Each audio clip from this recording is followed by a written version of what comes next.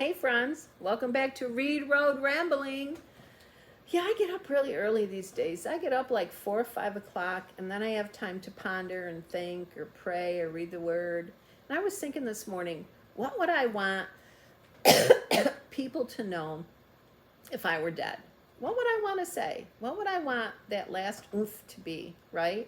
I mean, part of the reason is my kids, none of them, the reason I started Reed Road Rambling is so my kids could have some memory of me or some pictures and talk of me when I'm gone. And none of those dang kids watch my stuff right now. Don't let them fool you one bit. If there's a like on one of my videos, it's because they just pressed it to make me feel good. They don't watch none of my stuff. They did watch the interview with Grandpa, so I appreciate that. So this will be like a surprise to them. Seriously, when I'm dead, this is going to pop up. They're going to be, oh my gosh, Mom left her last will and testament. So there, nanny boo boo. So what would I want? What would I want to say? What would I want people to know if I were gone? I guess I would want people to know that I 100% believe that I'm going to heaven when I die. I have a relationship with Jesus Christ. I believe that I'm a stupid sinner. I think everybody believes that. That we can all believe that, right? For me, I'm a stupid, rotten sinner, and I believe I was on a pathway to hell, and Jesus Christ intervened in my life, and I've read the Word, and I've gotten to know Him over 35 years. I've seen Him do amazing things in my life that couldn't be coincidence, and I am really, really confident that I'm in heaven right now, and that should give you some hope. And there's a pathway for you too to get to heaven, to hang out, to be with the Lord, to be with me. And that's through the same Jesus Christ that I serve. I guess I would want people to know that. I think I'd want people to know that I came into the kingdom of God sick and poor. Not exaggerating. I remained sick and poor throughout all my years, all the rest of my years. I got sick and I was poor when I was 25. I would imagine I'm going out sick and poor. So when I came into the kingdom, I came in when the prosperity, you never have to be sick, you never have to be poor, the name it, claim it, you say it, you get it. I came in during all those, all those doctrines. So I don't know, if you just look at my life, you can say what you want about me, that's fine, but you might want to consider some of those doctrines. You might want to rethink some of those. I would want to say that please don't leave my kids with a debt for my dead body. I'm poor. I don't have health I have Medicaid. I don't have like death insurance. What's it called? Life insurance. Oh my God. It's called life. Wait, it's called life insurance, but it really gets paid out when you die. That just struck me. So I don't have life insurance or death insurance. I don't have checking. I don't have money on hand. I have a checking. I have like $200 in my checking that goes to bills. I don't have a savings. I don't have any money. Okay? And most of my kids don't have any money. So, you could pitch in and just go the cheapest way possible and help my kids so they don't get stuck in debt. That would be like a favor to me. That would be cool. And just do it cheap as possible. I am saying burn me in a cardboard box with my sweatpants and sweatshirt on. That is no disrespect to me. Do you know, I looked into donating my brain to science because I've had 15 head injuries, and I think they should look at it. I really do. I think it might be interesting. It might be, helpful to someone. And so I thought, well, if I donate my brain, then they're going to, cremate me for free, right? No, they give you back your body give your family back your body without your brain, and then they make your family cremate you. So I want to be sassy about that and go, then forget it. But I probably shouldn't. So I don't know, you can go either way with that one. Whatever you think is the right thing to do, but go cheap, people. Do not spend money on this dead body.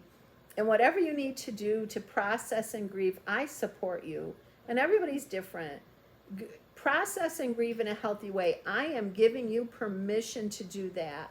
Whatever makes you feel better, however you got to get through it, do it. Safe and sane ways. Don't be stupid. But it's okay to feel however you're feeling. Process the way that you need to. I don't know, throw a little party. Throw a little death party. Do it. You know, if you feel like getting together with people and bringing your instruments and playing some music and talking about stuff and process together, if that's healthy for you, then do it. I would say I would want people to know that I've been sidelined from the Christian church for about 10 years now. No, I'm not sidelined. I'm sitting in the bleachers. That's what's happened to me. Through the head injuries and stuff, I was active part of the body for many, many years, as you should be, as Scripture says, don't forsake the gathering together. I'm not demoting that, but not by my choice. I got vominosed to the bleachers, and I have a different perspective on things because of it. I used to be a player on the field. Sometimes you'd be sidelined, but I'm sitting way up in those bleachers, man, and I'm sitting with people who are watching the game from the outside. And in a weird way, that's probably the best thing that could have happened to me, because I gain a different perspective. I hear different voices. I understand outsiders' pain. I see it differently. And the game looks a whole lot different from the bleachers. I just want to let you guys know that.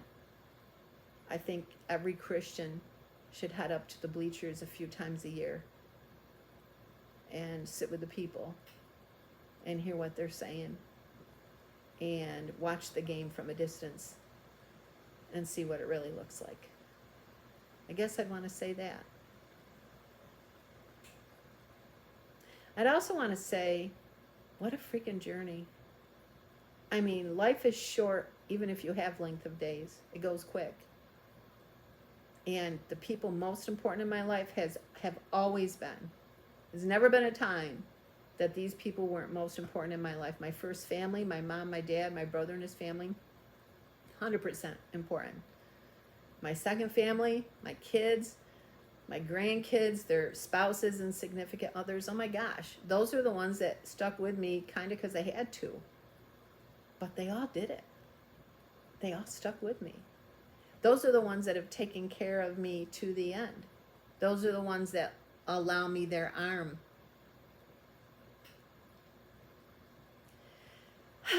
When I'm taking my stroll down the road and come and get me tucked into my chair at night when my head hits the wall and I can't talk or walk anymore.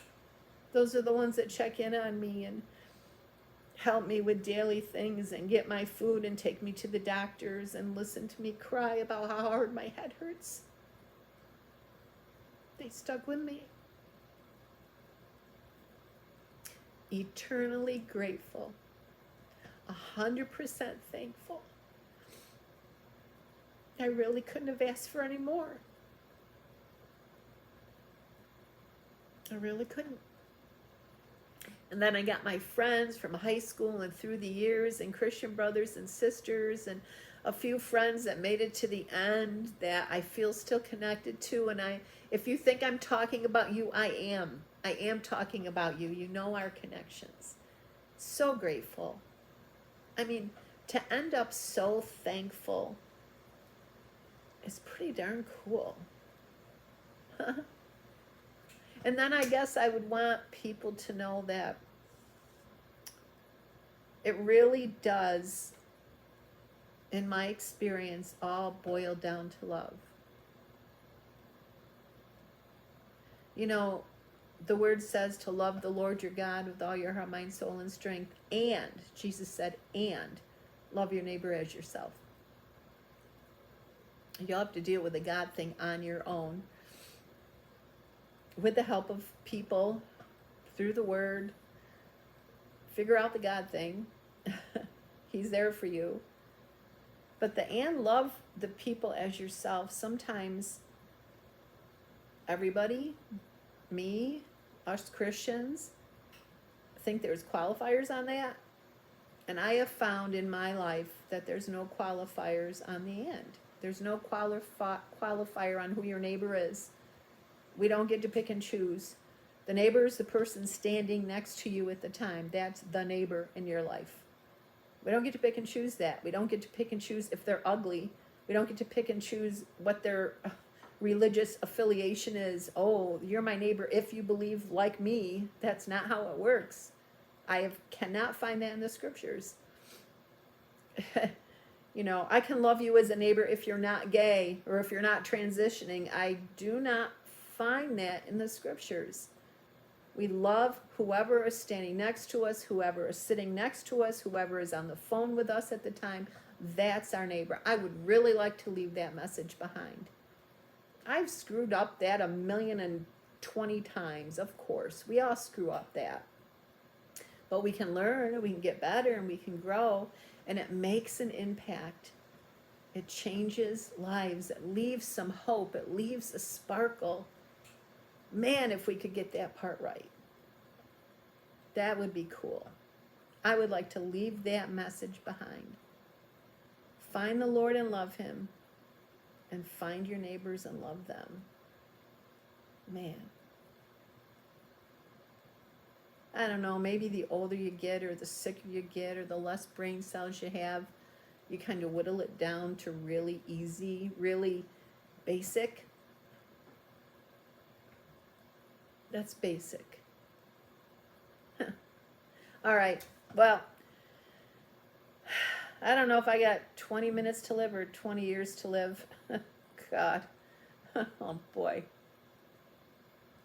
But I thought this is my early morning rambling. Yeah, that's what I was thinking about. So I marked it. And I set it and I'm posting it. And for those few people that actually watch my stuff, thank you. And for all those kids that never do, and when I'm dead, they're going to see this. Told you so.